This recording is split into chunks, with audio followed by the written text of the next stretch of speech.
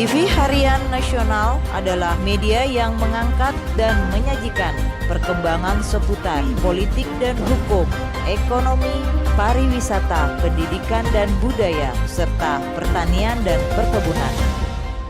Musyawarah Nasional Ikatan Keluarga Alumni Lemhanas yang keempat. Inti dari kegiatan hari ini sesuai dengan amanat ADART adalah utamanya melakukan pemilihan Ketua Umum masa bakti 2020-2020. Dan dari beberapa calon yang ada,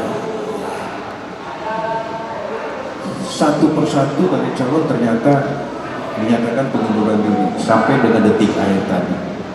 Saya sendiri, saudara-saudara sekalian, sebenarnya saya sudah sampaikan kepada pengurus dan kepada panitia bahwa buat saya sudah 3 periode.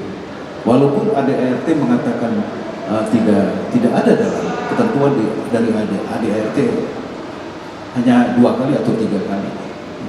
Tapi saya sampaikan bahwa demi nama baik saya, demi nama baik organisasi, saya nyatakan saya berusaha untuk tidak mencalonkan diri, tidak bersedia. Tapi pada kenyataannya, ketika dilakukan penjaringan, ternyata nama saya masih tercantum dan bahkan pada tempat posisi yang paling atas. Maka kemudian saya berpikir apakah ini merupakan betul-betul ketulusan hati atau rekayasa. Dan sampai dengan detik terakhir ketika saya tadi menyatakan karena Pak Muldoko mengundurkan diri, Pak Mustafa mengundurkan diri, sedangkan calon hanya ada 3. Detik terakhir tadi saya sampaikan bahwa saya menerima ini sebagai satu bentuk ketulusan saudara-saudara, bentuk kehormatan dari saudara-saudara, kepercayaan dari saudara-saudara. Jadi saya nyatakan saya menerima. Jadi tadi sudah secara aklamasi memilih saya sebagai Ketua Umum masa bakti 2020-2020. Itu yang pertama yang disampaikan kepada saudara-saudara. Yang kedua, saudara-saudara sekalian, Munas kali ini temanya adalah penghayatan dan pengamalan Pancasila, kunci keselamatan bangsa. Mengapa mengambil tema ini? Karena saat sekarang ini kita semua merasakan ada satu kekuatan yang secara sistematis berusaha untuk meminggirkan Pancasila dari alam pemikiran bangsa Indonesia. Ini sangat sistematis. Padahal kami IKA sebagai organisasi berwatak pejuang, berwawasan negara, berusaha untuk mengenali sejarah bangsa dan menghormati jasa pahlawan. Pancasila dan NKRI itu adalah merupakan rumusan kesepakatan para pejuang kemerdekaan kita setelah kita dinyatakan merdeka oleh proklamasi Bung Karno di Hatta. 2 faktor utama yang dipertimbangkan waktu itu adalah, pertama, faktor geografi. Kita ini negara kepulauan, terbentang dari Aceh sampai ke Papua. Letak geografis kita sangat strategis di antara 2 benua, di antara 2 samudra. Ini faktor geografi adalah faktor yang utama kita pertimbangkan. Faktor kedua yang kita pertimbangkan adalah faktor demografi. Kita ini negara majemuk, negara heterogen, multi bahasa, multi adat, multi etnis, multi agama. Nah, dari 2 pertimbangan faktor yang utama ini, maka para pejuang kemerdekaan kita bersepakat untuk mendirikan sebuah negara yang namanya Negara Kesatuan Republik Indonesia. Dan para pejuang kita dengan darah, keringat, korban, bahkan nyawa juga bersepakat untuk menjadikan Pancasila sebagai alat pemersatunya, sebagai falsafah hidup bangsa, sebagai ideologi negara. Bangsa yang besar adalah bangsa yang mengenali sejarah bangsa. Bangsa yang besar adalah bangsa yang menghormati jasa pahlawan. Oleh karenanya, detik ini kalau ada kekuatan yang ingin mengganti NKRI, mengganti Pancasila, itu adalah musuh negara. Ini yang namanya radikalisme. Saudara-saudara, radikalisme adalah singkat sederhana saja kita artikan. Itu tidak usah ribet ya, dari mana asal usulnya, kemana arah tujuan perjuangannya. Radikal adalah satu sikap pikir, sikap laku, sikap tindak yang ingin mengganti NKRI dan mengganti Pancasila. Itu namanya radikal. Ada yang ingin mengganti dengan paham Marxis-Leninis, komunis, itu radikal kiri. Dan ada yang ingin mengganti dengan paham yang sempit agama. Tidak ingin ada negara demokrasi, tidak mengenal negara kebangsaan, dan ingin mengganti Pancasila. Tetapi saya tekankan di sini, buat IKAL, jangan sekali-kali mengidentikan radikalisme dengan Islam.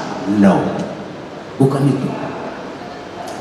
Saya Islam, saya tidak mau dikatakan sebagai radikal, karena di pikiran saya tidak ada keinginan untuk mengganti NKRI dan Pancasila. Nah, ini yang pertama yang jadi topik dalam upaya untuk IKAL ini menjadi ujung tombak untuk bisa mensosialisasikan pemikiran-pemikiran mengenai Pancasila ini. Apa itu Pancasila? Bagaimana sikap kita terhadap Pancasila, dan bagaimana Pancasila ini menjadi sesuatu yang terimplementasikan di kehidupan masyarakat bangsa Indonesia sehari-hari. Jangan Pancasila menjadi retorik belaka, jargon belaka. Ini yang bahaya. Ini yang pertama. Yang kedua, saudara-saudara sekalian, saya tekankan di forum ini. Dan ini adalah berbicara pada jati diri IKAL, Ikatan Alumni Lemanis, keluarga alumni, berwatak pejuang, berwawasan negarawan. Saya jelaskan di sini bahwa kita pernah melalui masa yang sangat sulit. Masih ingat setahun yang lalu, 2019, kita terpecah, terpolarisasi, berbenturan, timbul korban. Kenapa? Pesta demokrasi bangsa kita. Pilpres telah menimbulkan kegaduhan yang sangat mencemaskan, sangat mengkhawatirkan, bahkan sangat menyebalkan. Ini sudah berlalu, saudara-saudara sekalian. Buat IKAL, saya memberi penekanan, IKAL sebagai organisasi, IKAL sebagai satu institusi, sebagai satu kelembagaan dalam mengikuti proses demokrasi ini harus bersikap netral. Dimanapun, IKAL pusat kan, IKAL di daerah kan. Tapi sebagai individu, anggota IKAL punya hak politik yang sama dengan masyarakat biasa. Punya hak politik, punya hak memilih, hak konstitusi. Akan hal ini saya berikan petunjuk bahwa silahkan bebas memilih kepada seluruh anggota IKAL dimanapun dia berada. Memilih 01, memilih 02, silahkan bebas. Tetapi perbedaan memilih ini saya tekankan harus bersifat sementara. Perbedaan memilih ini harus berakhir dan akan berakhir ketika Pilpres selesai. Begitu Pilpres selesai, tidak ada lagi perbedaan di antara kita. Bersatu lagi kita, hormati apapun yang menjadi keputusan demokrasi. Ini penekanan. Dan ini yang menjadi jati diri kita. Oke, ini semua masa lalu, episode yang sudah kita lewati. 01, 02 ini episode lama. Sekarang ini apa? Tugas IKAL, ya, saya berikan arahan, adalah menjadi pelopor di masyarakat kita, merajut kembali persatuan.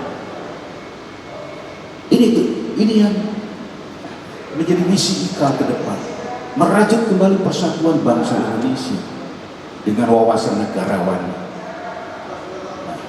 Merajut itu juga mempunyai arti kita setelah merajut persatuan, kemudian juga kita mempunyai satu tugas mulia. Apa itu? Mengawal perjalanan bangsa ini menuju kepada cita-cita nasional. Itu loh, ya. Dalam mengawal perjalanan bangsa ini menuju ke cita-cita nasional, ada bagian. Bagiannya adalah mengawal perjalanan pemerintahan terpilih sampai dengan masa baktinya selesai 2024. Presiden Jokowi adalah presiden secara demokrasi terpilih.